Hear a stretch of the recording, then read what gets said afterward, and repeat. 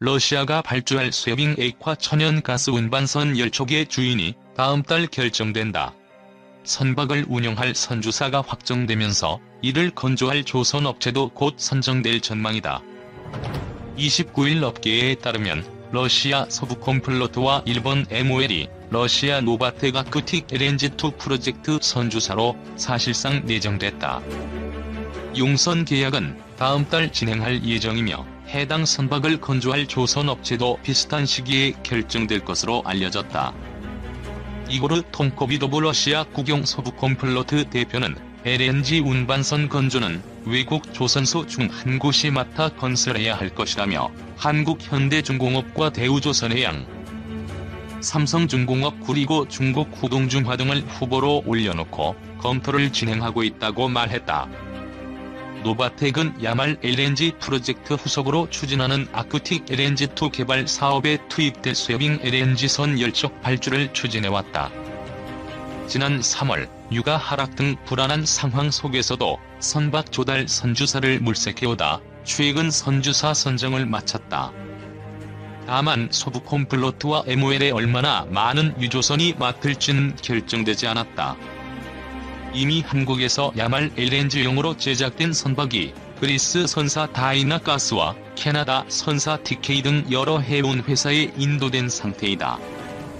노바텍 아크틱 LNG2 프로젝트 선주사 선정으로 선박 건조사 선정에도 속도를 낸다. 현재 언급되는 건조사로는 대우조선소와 후동중화조선소의 수주가 유력하다. 선조사로 낙점된 서부콤플로트는 아직 한국과 중국 조선소를 상대로 검토 중이라고 하지만 양조선소가 각각 5척씩 나누어 건조 계약을 체결할 것이라는 게 업계 분석이다. 대우조선이 5척 일감 확보가 유리한 데는 과거 수주 이력이 큰 도움이 됐다. 대우조선은 1차 야말 프로젝트에서 15척의 쇠빙 LNG선 전량을 수주한 경험이 있다. 앞서 대우조선은 1차 야말 프로젝트에서 길이 299m, 폭 50m, 17만 2600세제곱미터의 LNG를 싣고 가는 쇠빙선을 건조했다. 대우조선이 수주를 확정할 경우 이와 비슷한 최대 2.1m 두께의 얼음을 깨고 항해할 수 있는 아크7 쇠빙 LNG 운반선을 건조하게 된다. 수주전과 관련해 대우조선 관계자는 수주전에 참여하고 있는 것은 사실이나 이외 내용은 언급할 수 없다며 말을 아끼고 있다. 후동중화조선이 대우조선과 함께 유력 건조사로 거론된 배경에는 북극 투자가 존재한다. 중국은 한국과 달리 북극 LNG 사업에 초기부터 적극 참여해왔다. 야말 LNG 사업 지분 29.9%, 북극-2 LNG 사업 지분 20%를 갖고 있다. 한편 대우조선이 이번 수주에 성공할 경우 하반기 수주 랠리 신호탄이 된다. 대우조선은 현재 목표의 72억 100만 달러 가운데 총 7척 15.3억 달러의 수주 실적을 기록했다. 한조선 답답한 하반기 성적 LNG 운반선 수주 기대. 한국조선업이 신종 바이러스 감염증 과미중 무역 갈등으로 인해 하반기에도 답답한 수주 실적을 보이고 있다. 조선업은 하반기가 시작된 7월부터 9월까지 선박 수주와 건조 의향서 체결 소식이 꾸준히 나왔지만 추석이 지나간 현재까지 만족할 만한 수주 실적을 올리지 못하고 있다. 그러나 업계는 러시아, 모잠비크 LNG 프로젝트 발 LNG 운반선 수주 소식이 곧 나올 것으로 기대하고 있다. 5일 업계에 따르면 국내 조선 3사는 올해 하반기 한국 조선사의 자존심인 LNG선 수주에서 답답한 성적을 보이고 있다. 지난 6월 카타르 페트롤리엄이 현대중공업그룹, 삼성중공업, 대우조선해양과 LNG선 100척 건조 슬롯을 계약했을 때만 해도 하반기에 LNG선 수주 소식을 빨리 접할 것으로 전망됐다. 그러나 하반기가 시작된 지난 7월 이후 현재까지 LNG선을 수주한 조선사는 현대중공업그룹이 유일하다. 타 선박에서는 현대중공업그룹과 삼성중공업만이 체면 치레를 하고 있다. 대우조선해양은 하반기 수주가 단 한 척으로 저조한 성적을 보이고 있다. 현대중공업그룹의 조선부문 지주사인 한국조선해양은 7월부터 9월까지 석유화학제품 운반선, 전기 추진 스마트 선박, LNG선, 초대형 에탄 운반선, 초대형 원유 운반선을 수주했다. 삼성중공업도 지난 8월 VLEC 수주 소식을 알렸고 9월에는 수에즈막스급 탱커 4척을 수주했다. 대우조선해양은 지난 7월 VLCC 단 한 척의 수주 실적밖에 없다. 그러나 대우조선해양은 지난 8월 초 10년 만에 발주가 기대되는 해상풍력 설치선 건조 의향서를 스콜피오 벌커스와 체결해 수주가 기대된다. 해상풍력 설치선은 한 척당 17만 4천 세제곱미터급 LNG 운반선의 가격 1억 8,600만 달러보다 약 1.5배 비싼 3,437억 원으로 알려졌다. 실제 발주로 이어진다면 대우조선해양의 하반기 실적 반등에 도움을 줄 것으로 업계는 보고 있다. 삼성중공업도 해상풍력 설치선 건조, 인도 경험이 있어 수주가 기대된다. 10월 초까지 하반기 한국조선사의 수주 소식이 뜸한 것은 사실이지만 업계는 하반기 수주가 상반기보다 늘어날 것으로 전망했다. 한화투자증권에 따르면 올해 세계 선박 발주는 작년보다 35%가량 줄어들 것으로 보이지만 한국조선소의 하반기 수주는 상반기보다 2배 이상 늘어날 것으로 예상됐다. 특히 LNG선에서 러시아, 모잠비크 프로젝트에서의 발주 소식이 곧 나올 것으로 업계는 예상했다.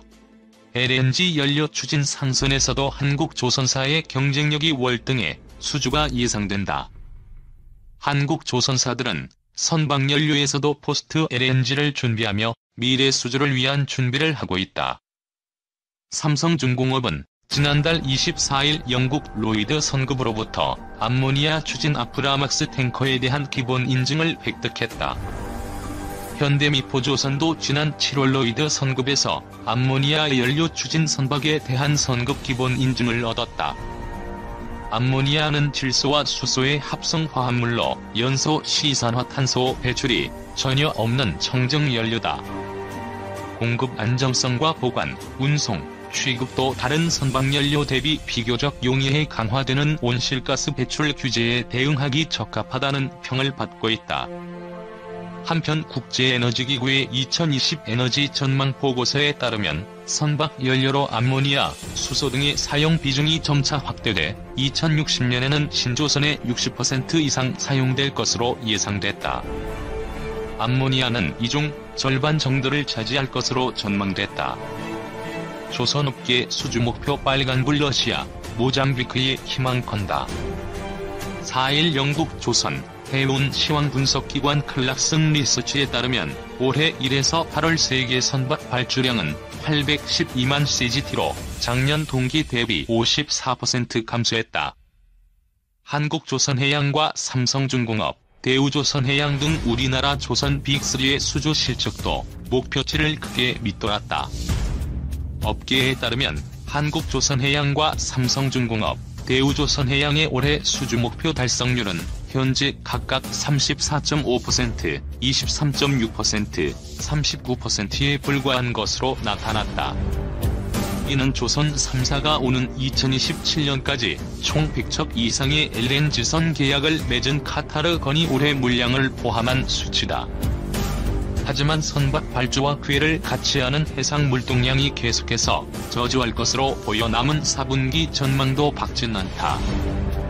클락슨 리서치는 금융위기보다 대행에 따른 타격이 더 크다며 올해 해상 물동량 감소 폭이 금융위기 직후인 2009년보다 큰 4.4%를 기록할 것이라고 전망했다.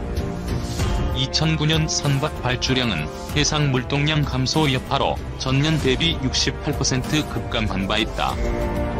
또 지난 4월부터 신조선 가격이 초대형 원유 운반선과 벌크선을 중심으로 빠르게 하락하는 것도 조선업계의 악재로 작용할 것으로 보인다.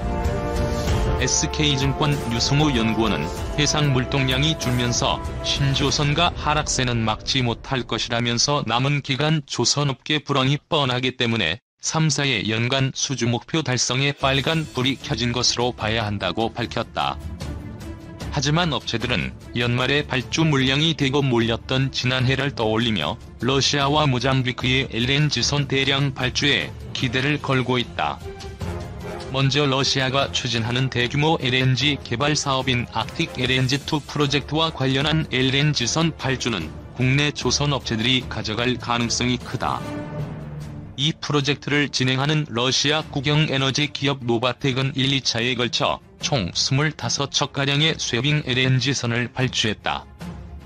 1차 발주 물량 15척 중 5척을 지난해 수주한 삼성중공업은 나머지 10척도 가져갈 것으로 점쳐진다.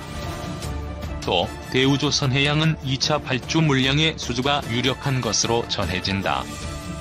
쇠빙 LNG선은 얼음을 깨면서 운항하는 가스 운반선으로 선가가 일반 LNG선보다 1.5배 비싼 3억 달러에 육박한다.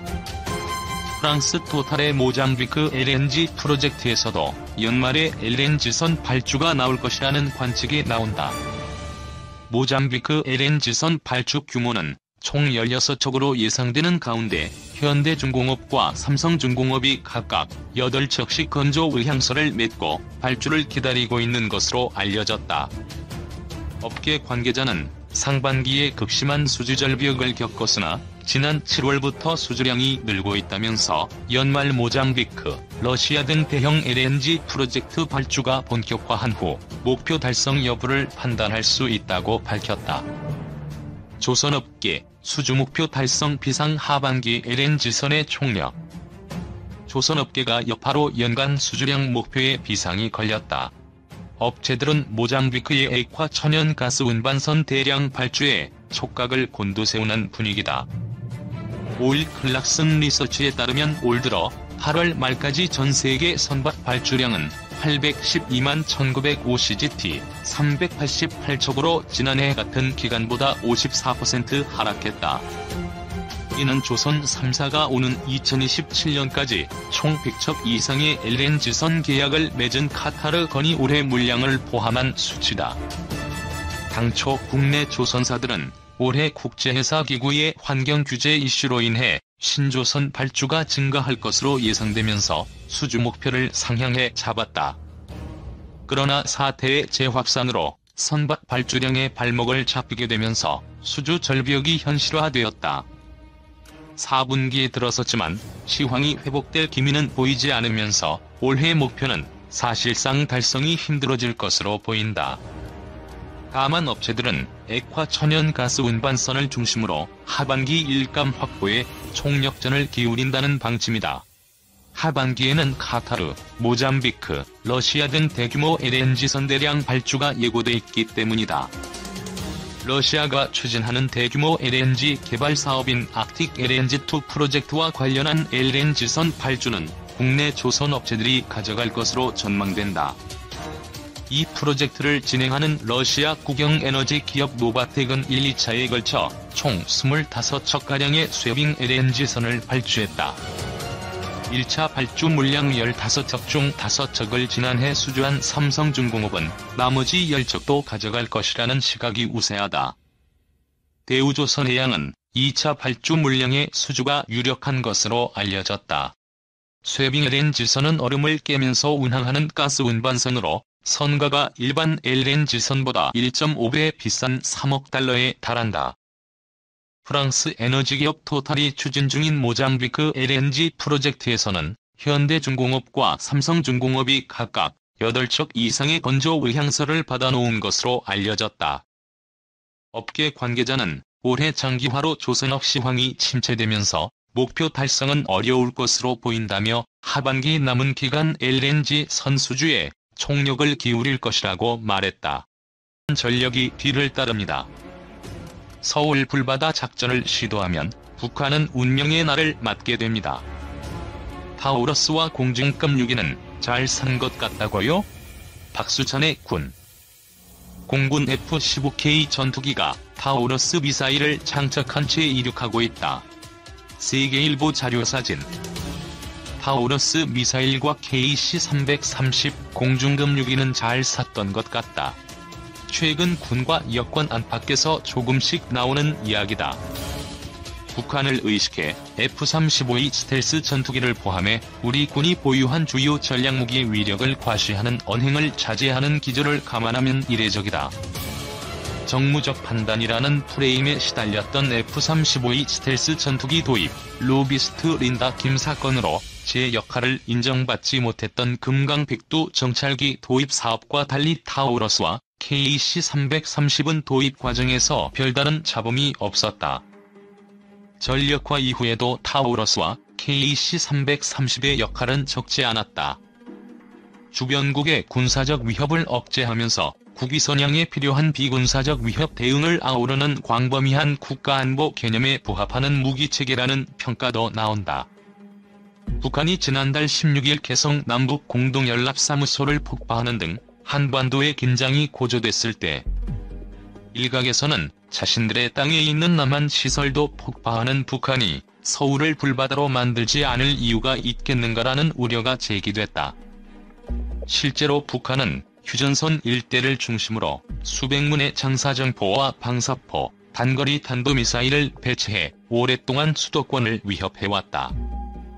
정확도가 낮고 위력도 생각보다 크지 않다는 지적도 있지만 서울을 사정권에 두고 있다는 것만으로도 정치적, 군사적 압박이 가능했다. 이 같은 상황은 우리 군이 F-15K 전투기에서 발사되는 타우러스 장거리 공대지 미사일을 도입하면서 미묘하게 바뀌는 모양새다. 독일과 스웨덴이 공동 개발한 타우러스는 대전 상공에서 평양 중심부를 정확히 타격한다. 스텔스 설계를 갖췄고 초저고도에서 지형을 따라 비행해 탐지가 어렵다. 관성항법 장치, 위성항법 장치, 지형 참조항법 장치가 복합적으로 작동해 표적까지 날아간다. 6m 두께의 강화 콘크리트를 뚫을 수 있어 북한군 지하벙커를 초토화할 수 있다. 현재 공군은 타우러스를 수백 발 도입해 운용 중이다. 타우러스를 장착한 F-15K가 북한군 대공화기의 위협에서 벗어난 지역을 비행하는 것만으로도 북한에는 상당한 부담이 된다. 2017년 공군이 시험 발사를 했을 때 400km를 날아가 표적에 명중했다.